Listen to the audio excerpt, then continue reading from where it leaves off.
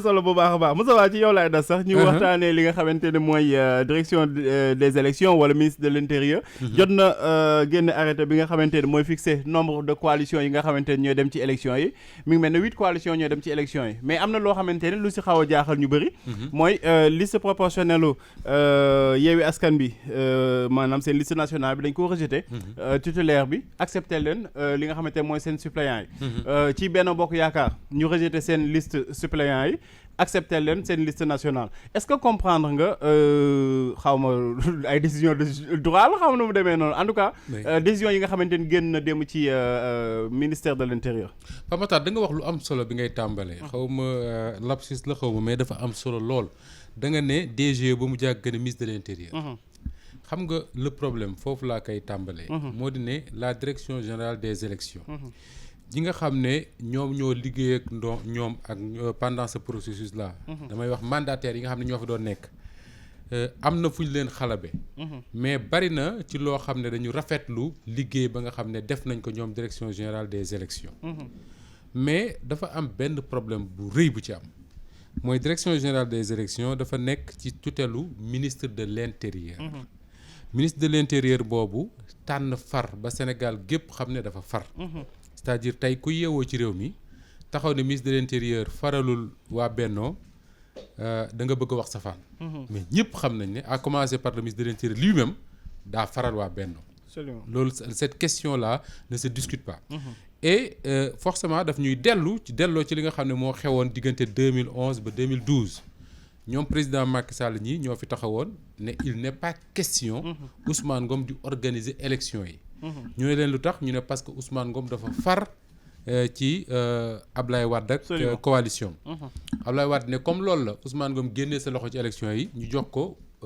Cheikh Gueye moment boobu ça tombe bien parce que moom moo nekkoon le directeur général des élections un haut fonctionnaire de l'État du Sénégal ñu dem ba jamono Macky Sall nekk président du Sénégal wax jooju bëggatu ko dégg ñoom Abdou Latif Coulibaly ñii ak ñi ñu àndal doon ñu tympaniser à l'époque pour bëgguñu dégg ministre de l'intérieur bu far ci parti ñoom ñooy défendre tey que ministre de l'intérieur mën naa far ci parti moo tax nga gis fi Mbaye Ndiaye nekk ministre de l'intérieur par exemple du Sénégal Abdoulaye Daouda Diallo te ñoom ñëpp di ay candidats di wuti tey jii ñu ne un magistrat la ñu jël def ko ministre de l'intérieur muy nu mu tudd Antoine Diome ñu bari dañ naan Antoine à l'origine bokkul APR donc mën nañ rafet njort ci moom mais Antoine ak ni muy doxale moo yées foofu ñi fi doon jaar parce que tey Pape man yàlla dama cee def ma waxtaan ci biig ak ñoo xam ne dañoo nekkoon ca mbir ma ca commission yi di ko waxtaane te man liñ ma wax yépp li ma ci jàpp mooy direction générale des élections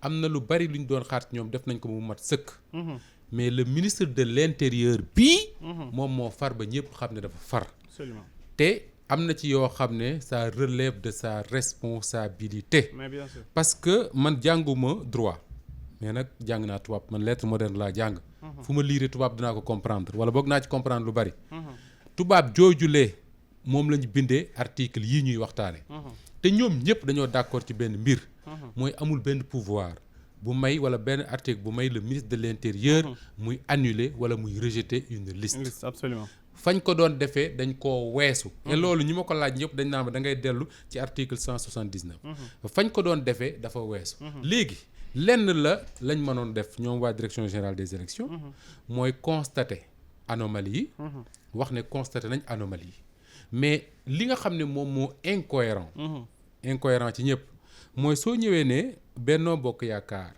seen liste bi dañuy rejeter nu ñu koy waxee sax liste suppléants yi parce que respecté wul parité mais élection législative mënoo tàggale liste titulaires yi ak liste suppléants yi nañu waxante dëgg réew mii nag ay jànkat droit bari wuñu fi mais ay njaacaar bari na fi dafa yanuwul maanaa sax yanuwul maanaa mënoo ñëw ci Yewwi Askan Wi nga ne léegi dañuy rejeter la liste des titulaires garder la liste des suppléants mais bu ñu demee ci match Aliou Cissé teg Sadio Mané ñoom àndal ne 11 ñii ñoo ko war a footballal arbitre ba ne 11 ñii duñ bokk banc ba 6 personnes a ca nekk dañuy jël banc ba def ci non mënul nekk c'est-à-dire il faut ñu xool lu logique ñu koy wax. Ce que le ministre de l'Intérieur a présenté hier aux Sénégalais c'est tout sauf du droit. Même si moom a gën a jàng droit moom moo gën a xam fuuf mais li ñu liir xam ko waxtaan ceeg ñi nga xam ne ñoo nekk ay experts mooy yenuwul maanaam. te ki ma ciy cité rek awa xam na ko bu baax mooy Ndiaga Sylla. Il passe tout son temps à étudier le processus électoral au Sénégal il ne fait que ça. ñoom seen bopp dañ koy solliciter tout le temps. Exactement. Seen coalition yi ñu ci bari moo leen defal ay formations sur nu ñu koy wax le processus électoral. Même l'État en tant que tel. Exactement li mu wax c'est très clair c'est que la direction générale des élections amul prérogative bu def li mu def démb. mais nag daf ñuy delloo ci li Pape Ndiaye wax démb mooy jusqu'ici y a pas à s'inquiéter. Pourquoi? Parce que le conseil constitutionnel moom la ñuy déglu moom moo am droit wu rejeter wala déclarer benn liste ne mënul bokk nangam ak nangam. mais je me pose une question c'est-à-dire que tey conseil constitutionnel bu ko indilee ay liste ne ko bii titulaires yi baax nañ mais suppléants yi dañoo irrecevable la question que je me pose mooy qu'est-ce que le conseil va faire. Est-ce que daf ñuy yóbbu ci ay élections yoo xam ne liste bi ay titulaire dong ci nekk amul suppléant. su fekkee ne kon kenn dafa démissionné wala mu dee. ci ñi nga xam ne ñooy titulaires yi nan lañ koy remplacer. léegi su fekkee ne waa Benno dañ leen waa Yewwi conseil constitutionnel dafa ñëw ne leen léegi j'accepte que ni yéen ay suppléants rek ngeen amu leen titulaire. léegi suñ demee ñoom seen liste proportionnelle jiitu. fan la ñuy jëlee.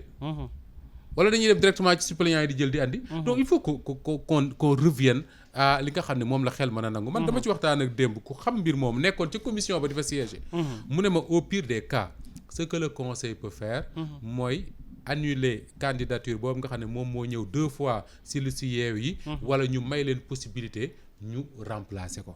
mais mënoo sur la base de je ne sais quoi et puis li ci doy waar moo di ne le ministre de l'Intérieur xaw ma xam na ko xaw ma xamu ko.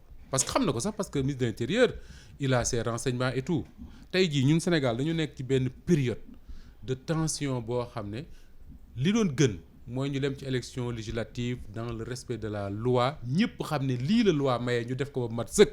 loolu rek mooy may élection yi am ci jàmm ak salaam mais bu ñu déparé ci élection ñi nga xam ne ñoo fare ci kujje gi jàpp ne dañoo violer loi bi ñi nga xam ne ñoom ñoo farewul fenn ñu leen tuddee société civile jàpp ne dañoo violer loi bi y a problème. parce que je cite un exemple pour terminer Moundiaye Cissé. ONG 3D. doon nañ ko fi attaqué. waa Yewwi quand il a dit que la liste de Yewwi à Dakar respectewul parité donc irrecevable. mais ce même Moundiaye Cissé là wax na fii ne la liste de. Benno Bokk Yaakaar la liste nationale respecté wul parité. et c'est dañ ko war a rejeter. est-ce que ce Moundiaye Cissé mën nañ kaa nu ñu koy wax sax soupçonné ne dafa farag waa Yewwi war dafa farag waa Aar Sénégal war dafa war farag waa Wallu. yaakaaruma ko.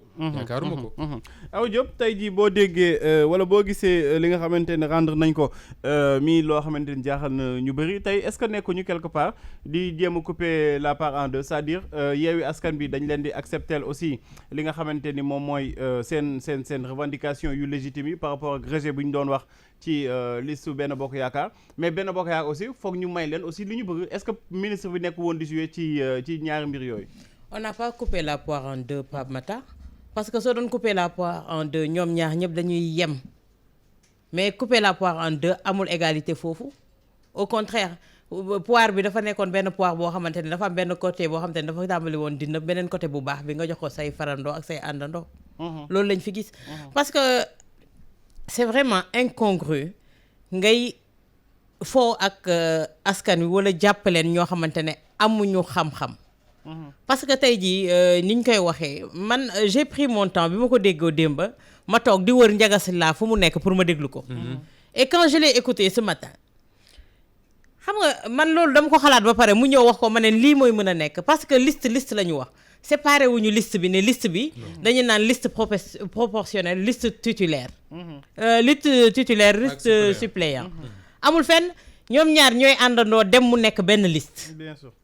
léegi pourquoi nga bëgg dindi fii te fële li ñu leen di toppee mooy wàllu parité fële li ñu leen di toppee mooy inéligibilité wu benn nit boo xamante ne dafa nekk ci ñaari liste yëpp dafa nekk ci titulaire yi nekk ci suppléant yi léegi yow yaay jël sur toi la latitude choisir ban nga ciy dindi wala ñoom ñoo am sañ-sañu xool ban lañ ciy dindi ci suppléant yi lañ koy dindi wala ci titulaire yi mais ñoom ñoo choisiral seen bopp xool fi nga xamante ne fa lañ koy dindi muy loo xamante ne man comprendre ma ko te tey le ministre de l'Intérieur moom ban droit la arrogé wu tey jii ba mu ne c'est lui qui va prendre ces décisions là. Bien vrai que DGE peut-être que si coupolom la nekk mais il n'a pas le droit. DGE moo waroon arbitrer ci point boobu te li ñu wax délai imparti à la DGE pour mu indi ay coppite. wala mu sanctionner délai boobu daf ko passé. kon tey ban prérogative moo fi amati. Moustapha mi ngi naan y a pas de quoi avoir peur de s'alarmer si xam nga dëkk bi mooy dëkk boo xamante ne soo ne tekkaaral ñu yan la ab ngadd goo xamante ne doo xam foo ko yuuxoo. da ngay teel a artu da ngay teel a artu te ñoom ils l'ont compris. parce que tey jii li ma doon wax naan leen conseil constitutionnel ci liste Dakar bi ñu joxee Yewwi dëgg nee naa leen nañu xaaraat ndax desoon na. li des nag mi ngi nii. ils ont 3 jours. si 3 jours yi nañu yaakaar ne ils vont dire le droit lire le droit Moustapha mi ngi koy wax léegi xam nga c'est pas pour rien ñu doon wax personnalité neutre pour organiser ces élections là. parce que le ministre de l'Intérieur